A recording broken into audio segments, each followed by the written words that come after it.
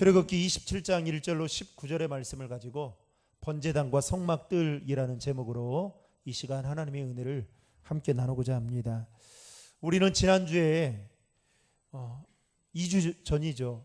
성막의 덮개와 그리고 널판 그리고 시장에 관한 내용들을 살펴보기에 앞서서 성막의 전체적인 구조를 영상을 통해서 보았습니다.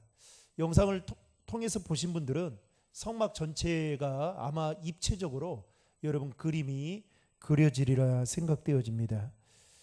오늘 본문은 지성소와 성소로 이루어진 해막을 나와서 이제 뜰 자체를 구성하는 그 울타리와 한마디로 말하면 성막뜰을 이야기하죠. 그리고 그 뜰 안에 두어야 하는 두 가지 성물 가운데 하나였던 번제단에 대해서 오늘 본문은 기록하고 있습니다. 1절부터 8절까지는 번제단에 대해서 말하고 있고, 그리고 9절부터 19절까지는 뜰과 그 울타리 포장에 대한 내용이 기록되어져 있습니다. 먼저 번제단에 대해서 좀 말씀을 드리고자 합니다. 번제단에 대해서 살펴보면 여러분 번제단 생각나십니까? 자, 먼저 전체 그림을 다시 한번 보여드리겠습니다. 성막의 구조입니다. 여러분 지금 그 하늘색으로 네모 칸이 쳐져 있는 게 번제단입니다. 자, 성막들을 지나서 그 앞에 바로 놓여져 있는 게 뭡니까? 번제단이 있고 그 다음에 뭐가 있습니까? 이 그림을 보세요. 이 그림을 보시면 되죠. 뭐가 있어요? 그 뒤편에 바로 뭐 있습니까? 물두멍이 있죠. 물두멍. 손을 씻는 물두멍이 있죠. 그리고 성소를 통해서 그 성소의 좌우편에 뭐가 있습니까? 하나는 제사상이 있고 또 한편에는 등잔대가 있고 그 중간에는 뭐가 있어요? 분향단이 있잖아요. 분향단. 제사상에는 떡상이 있는 거고 제사상을 떡상이라 이야기하고, 그리고 그 옆에 7촛대로 가리키는 이 등잔대가 있잖아요. 그리고 지성소로 들어가기 앞에 휘장 앞에 뭐가 있어요? 분향단이 있죠. 생각나시죠? 그리고 지성소로 들어가서 마지막에 뭐가 있습니까? 언약궤가 있습니다. 이거 여러분 그림을 암기하셔야 돼요. 너나야 우리가 출애굽기 말씀을 앞으로 계속 이제 세부적으로 살펴보게 되겠지만 이해가 됩니다. 자, 오늘 말씀을 드리는 이 번제단에 대해서 잠깐만 이미지 하나를 더 보여주십시오. 이게 지금 더 사진을 좀 확대해서 보면 바로 성막들을 지나서 가운데 지금 번제단이 놓여 있죠. 여러분 번제단의 모양을 그리고 그 옆에 주변을 좀 자세히 눈여겨 보시면서 자, 말씀을 들으시면 되겠습니다. 이 번제단은 말 그대로 하나님께 번제를 드리는 제단이라 말할 수 있습니다. 즉 번제는 불사르다라는 뜻의 번을 사용해서 제물을 불에 태워서 그 향기로 하나님 앞에 드리는 것이, 드려서 기쁘게 드리는 제사가 바로 번제단입니다. 가축을 제외한 모든 것을 다 태워서 하나님께 제사를 드리게 되었던 것이죠. 이때 짐승의 가죽은 레위기서 7장 8절에 보면 제사장의 몫으로 하라고 율법이 규정하고 있습니다. 이러한 것을 볼 때 아마도 본문에서는 언급되고 있지는 않지만 번제단이 있는 그 앞에 성막들은 아까 여러분 이미지를 보셔서 아시겠지만은 거기 옆에 뭐 하고 있었어요? 짐승을 잡고 해체하는 별도의 작업대가 존재했던 것 같습니다. 성경은 그렇게 말하고 있지는 않지만, 그런데 여러분 분향단에 성소 안에 있던 중간에 있던 그 시장 앞에 있던 분향단의 재료는 무엇으로 했습니까? 조각목과 금이었습니다. 그런데 오늘 번제단의 재료는 무엇이었냐? 조각목과 노스로 재료를 삼았던 것을 보게 됩니다. 한 가지만 바뀌었네요. 뭐만 바뀌었습니까? 금이 놋으로 바뀌게 된 것이죠. 아마도 금을 놋으로 바꾼 이유는 여러분 번제단에 이 제물을 태워야 하기 때문에 높은 열을 견디기 위함으로 놋을 사용하지 않았나 이렇게 생각해 볼 수 있는 것이죠. 번제단의 규격은 길이와 너비가 5규빗 그리고 높이가 3규빗으로 성막의 묵내 크기와 같았습니다. 즉 정사각형 모양인 이 번제단은 그야말로 다 성막에 있는 모든 기구들을 다 그 안에 넣을 수 있을 만큼 엄청나게 컸고요. 심지어는 양이나 염소 그리고 소와 같은 제물을 그 안에 담을 수 있을 만큼의 크기였습니다. 이게 번제단 크기가 컸다라는 거예요. 하지만 그 속은 비어 있어서 이동이 쉽도록 가볍게 되어 있었습니다. 게다가 7절 말씀에 보면 번제단 역시 고리를 만들어서 채를 끼워 사람이 메고 마치 언약궤를 이동하듯이 이동하게 했습니다. 여러분 7절의 말씀을 화면을 보고 같이 읽겠습니다. 시작. 제단 양쪽 고리에 그 채를 끼워 제단을 메게 할지며. 그러면서 2절 말씀에 보면 제단의 네 모퉁이 위에는 뿔을 달라고 나오는데 이 뿔은 짐승의 피를 거기 바르는 용도이기도 했지만 가져온 제물을 거기에 매는 데 사용하기도 했습니다. 그리고 제물을 태울 때에는 맨 바닥에서 태우지 않고 그물 형태로 되어진 큰 틀, 즉 그릇 위에 올려놓고 태우도록 했습니다. 여러분 이미지를 한번 보겠습니다. 네. 보이시죠? 번제단 밑에 장작이 있죠. 그리고 그렇게 태웠다는 거예요. 특별히 4절과 5절에 그 내용이 나오는데요. 역시 놋으로 그물을 만들고 그것을 제단 중간 높이에 달도록 했습니다. 여러분 4절과 5절의 말씀 같이 읽겠습니다. 시작. 제단을 위하여 놋으로 그물을 만들고 그 위 네 모퉁이에 놋고리 넷을 만들고 그물은 제단 주위 가장자리 아래 곧 제단 절반에 오르게 할지며. 그러니까 이 번제단 위에 제물을 올려놓고 밑에는 불을 지펴서 제물을 태우도록 했다라는 것입니다. 보시는 것처럼 앞에 보았던 그 이미지처럼 번제단은 바닥에 놓여 있던 것이 아니라 양쪽 오르막 형태의 받침대 위에 놓여져 있었습니다. 레위기서 9장 22절에 보면 이렇게 말씀합니다. 같이 읽겠습니다. 아론이 백성을 향하여 손을 들어 축복함으로 속죄제와 번제와 화목제를 마치고 내려오니라. 여러분 그 아까 이미지 번제단의 이미지를 보셨죠? 번제단의 이미지가 이 경사가 되어 있고 그 위에 이 번제단이 놓여 있지 않습니까? 그러니까 그렇게 아론이 백성들을 축복하고 나서 내려왔다라는 것이, 내려왔다라는 이 말을 통해서 우리는 추측할 수 있는 것은 번제단의 지면보다 훨씬 더 높은 곳에 놓여 있었다라는 것을 우리는 알 수가 있는 것이죠. 게다가 번제단에는 오늘 말씀 3절, 4절 이렇게 쭉 보시면 그 외에도 태우고 남은 재를 담은 통이나 삽, 대야와 그릇, 고기 갈고리 등의 부속물이 있고 그것들 모두 다 놋으로 만들었습니다.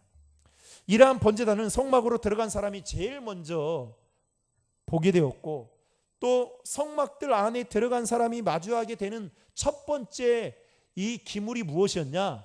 번제단이었습니다.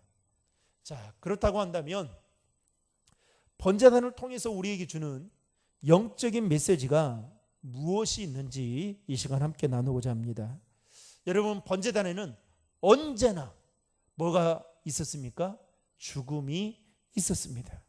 즉 사람들의 죄가 전가된 짐승은 도살이 되고 그 피가 제단 사방에 뿌려지고 제단 밑에 쏟아졌습니다. 그리고 짐승의 몸 전부가 번제단에서 태워지게 되었습니다. 이때 그 모든 광경을 이스라엘 백성들이 보게 되면서 여러분 무슨 생각을 하게 되었을까요? 이스라엘 백성들은 번제단에 태워지는 그 짐승들의 죽음을 보면서 그 죽음은 단순한 어떤 가축의 죽음이 아니라, 재물들의 죽음이 아니라 자신들을 대신해서 죽는 대속적인 죽음이다라는 그 의미를 알게 되었을 것입니다.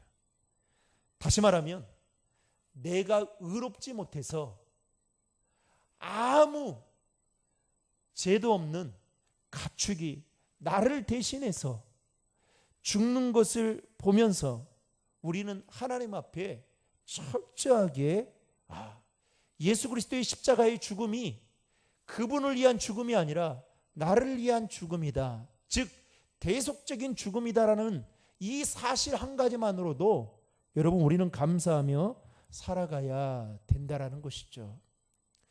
저는 목회를 하기 전에 병원을 그렇게 많이 다니지는 않았지만 병원 냄새가 참 싫었습니다.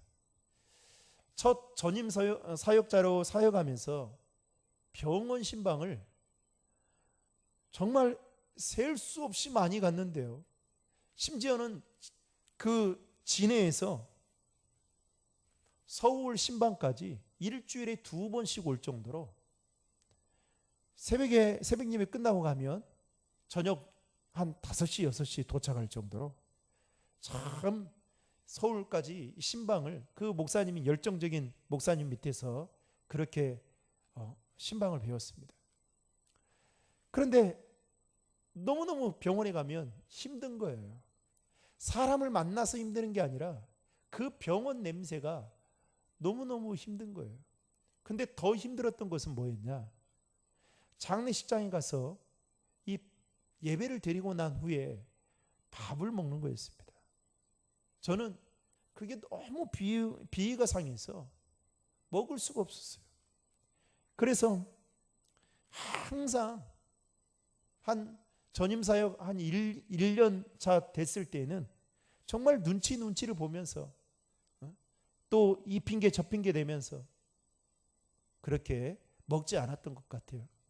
그런데 어느 날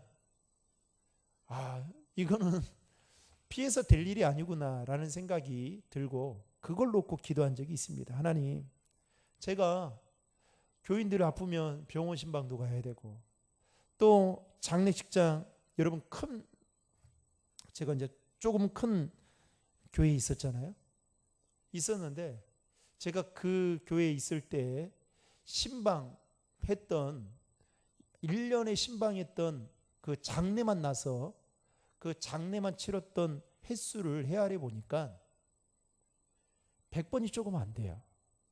그러니까 얼마나 많이 갔어요. 그렇죠?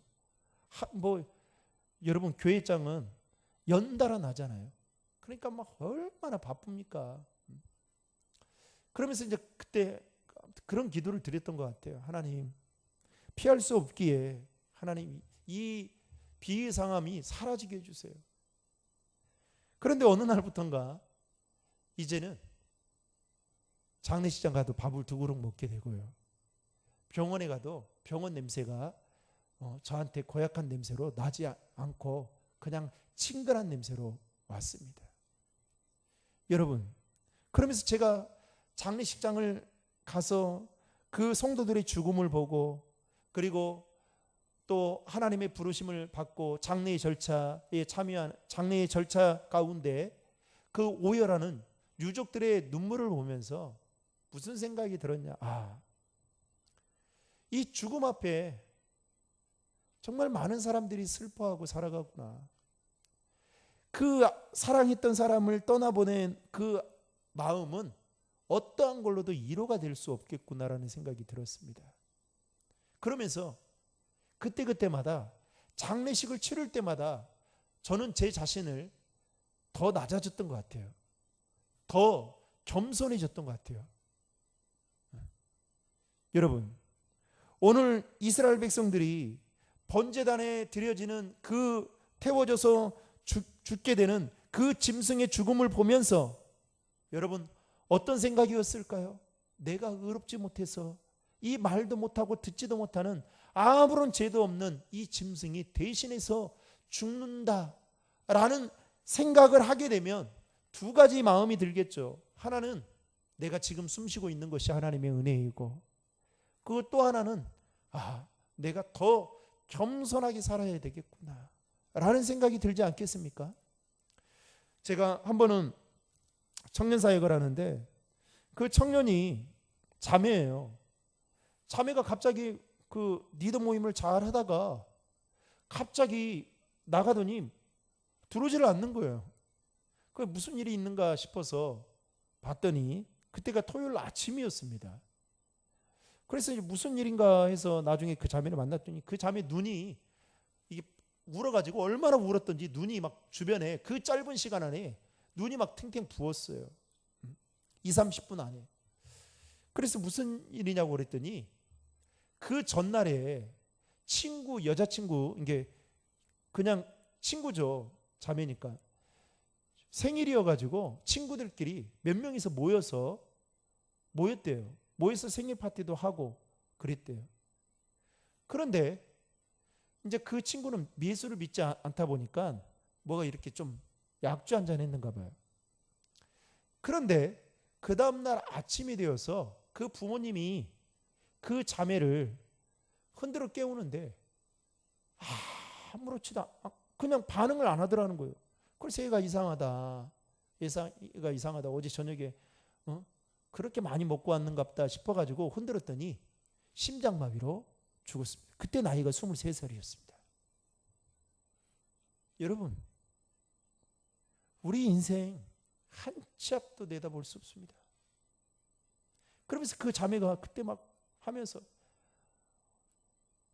완전히 그냥 정신이 나갔어요. 멘탈이 나갔어요. 그러면서 다시 한번 죽음을 통해서 자신의 인생을 돌아보게 되었는데요.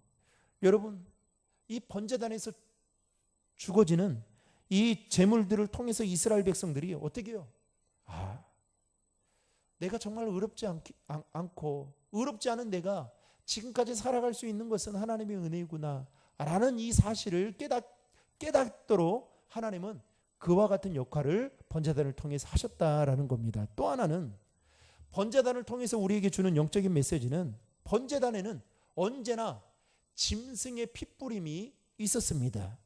즉 번제단에서 핏부림을 통해서 우리 자신의 제사함의 은총을 받았다라는 것을 재확인시켜 주고 있다라는 겁니다. 레위기서 17장 11절 말씀을 화면을 보고 같이 읽겠습니다. 레위기서 17장 11절 같이 읽겠습니다. 시작. 육체의 생명은 피에 있음이라 내가 이 피를 너희에게 주어 제단에 뿌려 너희 생명을 위하여 속죄하게 하였나니 생명이 이 피에 있으므로 피가 죄를 속하니라. 번제단에서 뿌려지는 그 피가 우리의 죄를 속한다는 겁니다. 하나님께서는 생명은 피에 있다라고 말씀하시면서 그 짐승의 생명의 핏부림을 통해서 우리의 죄가 속죄되었음을 말씀해 주고 계십니다. 더욱이 히브리서 기자도 히브리서 9장 22절에 이렇게 말씀합니다. 같이 화면을 보고 읽겠습니다. 율법을 따라 거의 모든 물건이 피로써 정결하게 되나니 피 흘림이 없은즉 뭐가 없다고요? 사함이 없느니라. 그래서 여러분, 예수님께서 십자가에 못 박혀 죽으신 이유가 바로 여기에 있는 거예요. 그 우리의 죄를 속함받기 위한 그 대가지불을 예수님은 십자가상에서 처절하게 하셨던 것입니다. 여러분, 오늘날 사람의 능력이 얼마나 뛰어납니까? 로봇도 정말 만들어내고요. 사람의 생명도 연장시키는 그런 과학기술도 개발하고요. 그런데 여러분, 사람이 아무리 뛰어나고 아무리 능력이 있어도 사람이 해결할 수 없는 한 가지 문제가 있습니다. 그게 뭘까요? 죄의 문제입니다, 여러분. 죽음의 문제예요. 여러분, 주님이 오늘 밤 저와 여러분들을 부르면 우리는 꼼짝없이 두 손 들고 주님 앞에 가야 될 사람들이에요. 또 하나는 여러분, 우리가 주님 앞에 설 때에 주님이 우리의 죄를 묻게 될 때에 우리는 거기에 따른 반드시 대가를 치러야 될 것입니다. 여러분, 이게 구원은 받아요. 다윗이 보세요. 우리아의 아내 밧세바를 범하잖아요. 근데 하나님이 어떻게 해요? 용서는 해주죠. 그렇죠? 근데 어떻게 합니까? 그 밧세바를 통해서 낳은 그 아이가 죽잖아요. 이게 무서운 거예요. 이게 사실은 우리의 죄에 대한 이 문제는 우리의 힘으로는 어느 누구도 해결할 수 없습니다. 그래서 예수님이 뭐라고 하냐? 율법에 의하면 피 흘림이 있어야만 정결함을 받을 수 있는데 그 피 흘림을 누가 하셨냐? 예수 그리스도께서 저와 여러분을 대신해서 하셨다라는 것입니다. 믿으십니까? 이게 여러분 엄청난 은혜예요. 대학교 다닐 때 아마 우리 장로님들 세대 정도 될 거예요. 그때 막 그 데모하고 그랬잖아요. 그런데 이 데모하고 그 당시 때는 어떻게 해요? 막 끌고 갔잖아요. 끌고 가고 어떻게 합니까? 그 빨간 기록을 남기잖아요. 그러면 그 기록을 남기면 어떻게 되느냐? 그게 평생 직장 생활하는 데에도, 직장 취직하는 데도 문제가 되고 걸림돌이 되잖아요. 여러분, 우리가 살아가고 있는 이 사회에서도 빨간 줄 하나가 있느냐 없느냐에, 그리고 요즘 교회들이요, 담임 목사 청빙 이렇게 조건 중에 하나가 뭐냐면 범죄 사실 있더라고요. 그래서 나는 이게 도대체, 저는 없습니다. 저 없어요. 빨간 거 하나도 없어요. 근데 도대체 왜 이런 거를 내게 할까? 참 궁금해요. 정말 궁금한데 요즘 큰 교회들 보면 다 있어요. 어찌됐든 간에 이거 하나만으로도 여러분, 우리가 인생을 살아가는 데 있어서 얼마나 많은 피해가 따르고, 나만 피해가 있는 것이 아니라 내 후손들까지도 때로는 그것을 문제 삼고 피해를 볼 때가 있잖아요. 그런데 여러분, 한번 생각해 보십시오. 우리가 죄인이다라는 이 두 글자가 여러분 꼬리표처럼 여러분들의 인생을 따라간다고 생각해 보십시오. 그것은 지울래야 지워지지 않아요. 그럼 여러분 어떻게 할까요? 아마 평생 하나님이 주시는 그 자유함과 평안함을 누리며, 기쁨을 누리며 살지 못할 겁니다. 매일매일마다 불안해할 거예요. 그런데 여러분, 이 번제단을 통해서 하나님은 이스라엘 백성들의 그 핏부림을 통하여 내가 너희들의 죄를 다 사해 주셨다 라는 이 영적인 의미를 그들에게 가르쳐 주기 위해서 이와 같은 번제단을 만들게 하시고, 또 그 번제단이야말로 이스라엘 백성들이 바라볼 때마다 내 죄가 사함받았던 은혜의 장소이구나, 은혜의 통로이구나 라는 것을 상기시키기 위해서 이와 같은 번제단을 만들게 하셨다라는 것입니다. 사랑하는 성도 여러분, 우리가 예수를 믿고 예수님을 따라가지만 때론 믿음이 연약해서 흔들릴 때도 있고, 그리고 영적인 깊은 수렁에 빠질 때가 있습니다. 그때 저와 여러분이 무엇을 바라봐야 될까요? 예수 그리스도의 십자가를 바라봐야 됩니다. 왜냐하면 예수 그리스도의 십자가야말로 우리의 죄를 대속해 주신 증표이기 때문입니다. 또한 그 십자가야말로 하나님의 용서가 우리에게 임했음을 보여주는 증표이기도 합니다.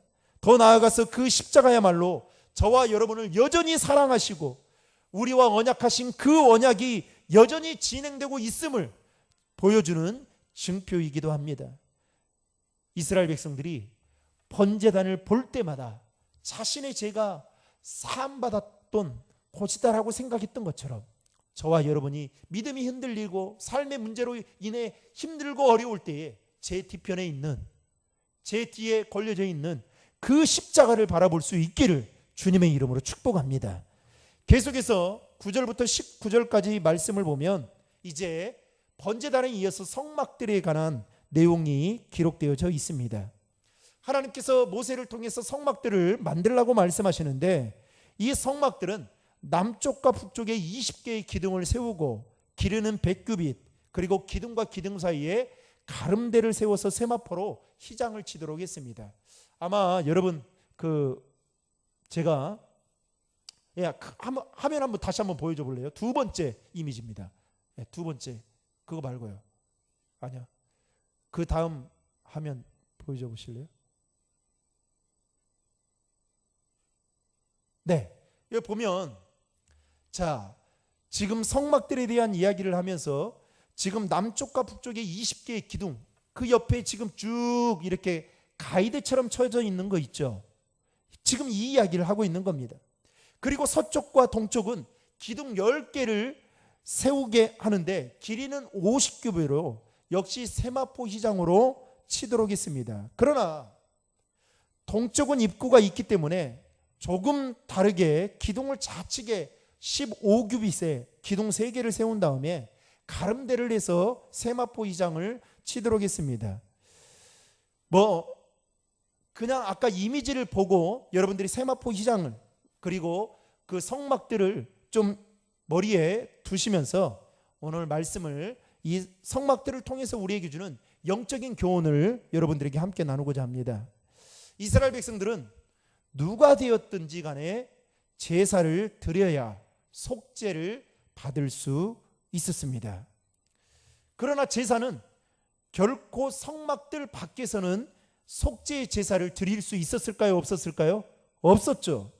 다시 말해서 이스라엘 백성들이 제사함을 받기 위한 번제를 드리기 위해서는 반드시 누가 되었든지 간에 그 성막들 안으로 들어와야만 했습니다. 그런데 성막으로 들어올 수 있는 그 문은 단 하나의 문이었습니다. 아까 우리 봤던 것처럼 단 하나의 문. 그 문은 성막 동편에 만들어진 9m짜리 문이었는데요, 그것이 성막을 출입하는 유일한 입구였습니다. 다시 말하면 속죄를 위해 나올 수 있는 문은 오직 하나뿐이었다라는 겁니다. 여러분, 최근에 종교다원주의가 이야기 많이 들어봤죠. 신학교에서도 종교다원주의에 대해서 많이 가르치기도 하는데요. 그리고 자유주의자들이 계속해서 양상되고 있습니다. 그런데 종교다원주의나 자유주의자들이 하는 한결같은 공통적인 이야기가 하나 있습니다. 그게 뭐냐? 예수 그리스도 외에도 구원받을 수 있는 또 다른 길이 있다라는 겁니다. 그들은 입이 마르고 닳도록 예수 그리스도 외에 다른 것에 구원이 있다라고 말을 합니다. 그러면서 쉬운 예를 이렇게 듭니다. 서울에서 부산을 가는데 어떻게 경부고속도로만 가느냐는 거예요. 그렇지 않다는 거죠.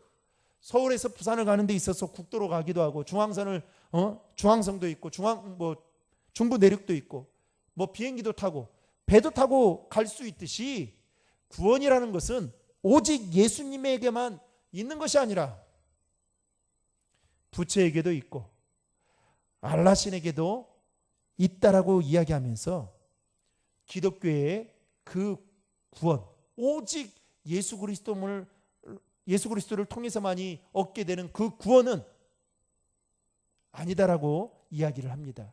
그러면서 기독교를 아주 편협하고 독선적인 종교로 보고 있다는 것이죠. 기독교에만 있는 것이 아니라 불교도 있고 천주교도 있고 힌두교도 있으니까 우리도 너희들 종교를 인정해 줄 테니까 너희들도 인정해 달라라는 거죠. 여러분, 지금도 이스라엘과 이슬람이 여러분 전쟁을 치르고 있지 않습니까? 그 전쟁의 핵심이 뭡니까? 앞으로는 아마 종교 전쟁일 겁니다. 한마디로 이거예요. 인정해 달라는 거예요. 왜 너희만 구원받는, 우리도 아브라함의 민족이라는 거예요. 여러분, 앞에서도 말씀드렸지만 이 말을 조금만 뒤집어 보면 이 모든 말들이 인본주의적인 말들임을 알 수가 있습니다. 왜냐하면 그 모든 길들은, 구원받을 수 있는 그 모든 길들은 사실상 사람들의 편의를 위해서 만들어 놓은 것이기 때문입니다.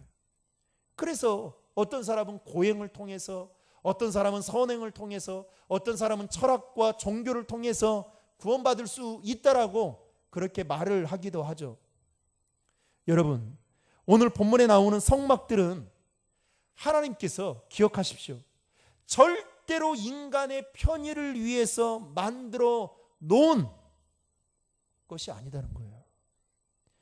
즉 인간의 편의를 위해서 문을 만들어 놓지 않았다는 거예요. 여러분, 만약에 인간의 편의를 위해서 성막들의 문을 만든다고 한다면 한쪽만 만들겠습니까? 동서남북 사방으로 지름 막 쪽문처럼 여러 가지로 만들어 놓았겠죠. 그런데 딱 한 곳으로만 통과할 수 있게 했던 것입니다. 이 말을 바꿔 말하면 하나님은 죄인인 인간이 속죄받을 수 있는 길을 만드실 때에 인간의 편의를 위해서 만들어 놓은 것이 아니다라는 거예요. 선행이요, 고행이요, 철학과 종교요, 천만의 말씀입니다. 이걸 통해서는 절대 구원받을 수 없습니다. 여러분, 기준이 어느 정도입니까? 자, 선행으로 구원받는다면 그 기준이 어디예요? 제가 정해 볼까요? 테레사 수녀만큼. 여러분, 가능하겠습니까? 구원받을 수 있겠어요? 확실하겠어요? 못 받을 거예요. 없어요. 그런데 사람들은 그럴싸한, 사람들이 듣기 좋기 위한 그럴싸한 말들을 가지고 서로 위로하고 격려하면서 정말 참된 길로 인도하자는. 여러분, 진리는 하나입니다. 진리는 두 개일 수 없어요. 그 진리가 누구냐? 성경은 예수 그리스도라고 분명히 말하고 있죠.